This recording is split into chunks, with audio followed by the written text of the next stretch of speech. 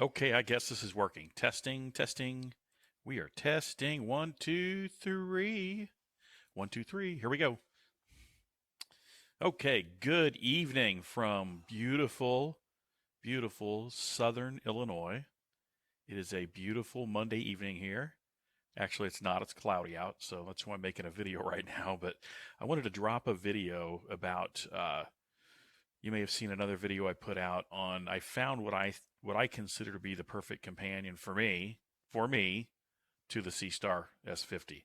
And I mentioned that I'm going to start doing videos tracking it. Oh, by the way, look at my nifty shirt. Look at this. Look at this. My nifty Constellation shirt.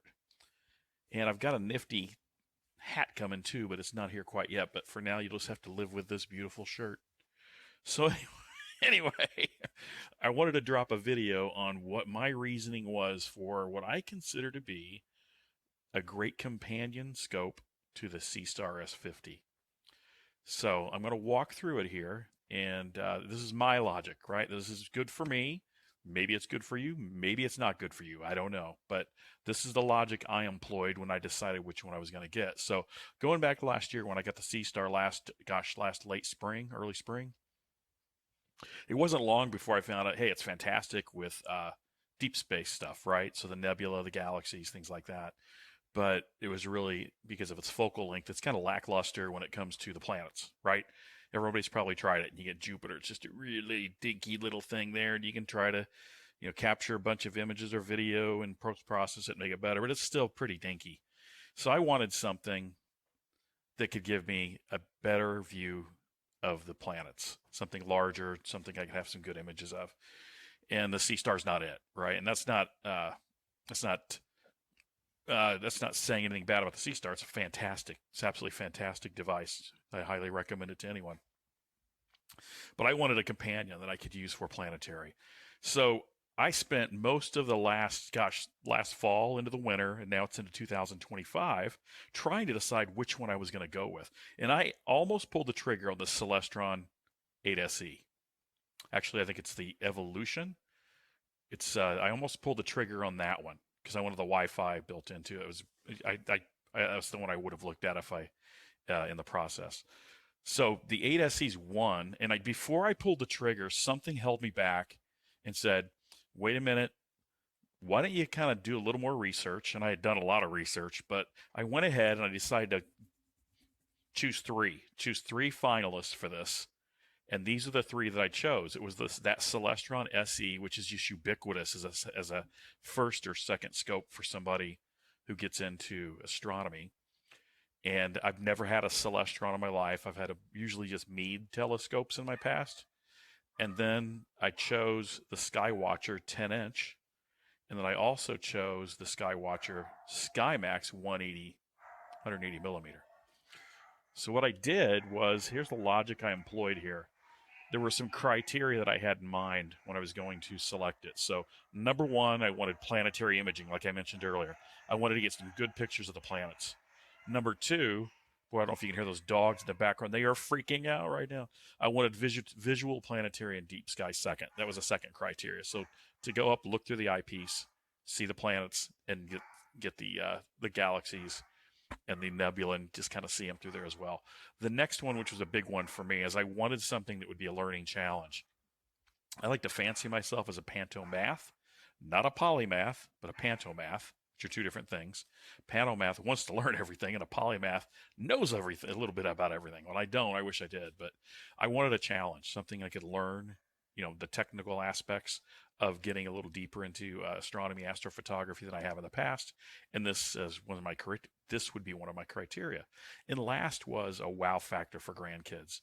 I'm really interested in, I know, from my career, I spent a lot of time in education, and the idea of trying to excite anyone, frankly, about STEM careers, so science, technology, engineering, mathematics, especially kids, grandkids, is something that's really of great interest to me. And the other one I didn't list here is something that would be good for someone going into retirement. So I think a lot of people, when they go into retirement, they're looking for a hobby, and I think it's a fantastic hobby to get into. So those are my criteria, the primary ones. Now, what I did is I ran them through this selection criteria. And on the right here, you'll see, I got to go fast. This is 5 minutes. I'm going to keep them to 10 if I can. These are the criteria I selected. Now, these are weighted differently. Some of these are more important than others, but the ones I mentioned up here, those are the most important ones. So when I rated them, I went through for each of these scopes and I gave them 1 through 5 stars. And as I did that, I found out that it started to shake them loose a little bit. It gave some separation. So I gave it a high priority, a medium priority, or a low priority. So in an agile world, if you're familiar with that, you do like a fist to 5, they call it. So you rank something like a 9, 5, 3, or a 1 just to give them separation. So high priority got a 9, medium got a 5 with me, and low priority got a 1. So that's how many points each one got.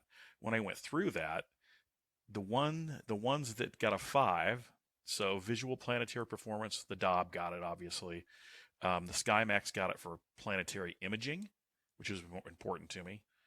Deep sky visual, the Dob got it. Challenge factor, that pantomath appeal that I talked about, the Dob got it because I think there's just a lot to learn with the Dob and how to make that as close to a smart telescope as I absolutely can. Ease of use, the Celestron got it. Maintenance requirements, Skymax pretty much set it and forget it. There's not a lot to do with it. Pretty simple scope. Portability, tied between the Celestron and the Skymax. That one wasn't really important to me because I'm not going to really move. I'm not going to be really moving the scope I got around a lot anyway. So that was a low priority for me. The wow factor, I just don't think there's anything that would compare for grandkids to see a Dobsonian as big as it is compared to the Celestron or the Skymax. Cost, the Dobsonian price-wise to get it the way I want it, won out with that criteria. And the last was expandability and ecosystem, 4, 4, and a 3. It was pretty tight for all those things because you can expand them all, I think, pretty much with some of the same things. So those are my criteria and my scores. Where it shook out to be was that the FlexTube, the Skywatcher SynScan with Dob, got a 4.2, got ranked number 1. The Skymax got number 2, which really surprised me. I didn't think that Mac would score over the Celestron, but it did. Lesson learned. So the one I was going to get, the Celestron SE, shook out last. For my specific list of criteria, these, and again, these are just for me, the Celestron, which I was about ready to purchase, I came really darn close. I had it in a cart, shopping cart on a High Point, and I was going to get it. That's how close I was to it. I ended up not. I ended up getting the Dob, and you probably saw in the other video, I introduced that. And the next video I'll be doing is the collimation. Collimation of the Dob will be the next video coming up. I haven't done collimation in a long time. I've got a laser collimator, and I've got an old Cheshire that my dog chewed up.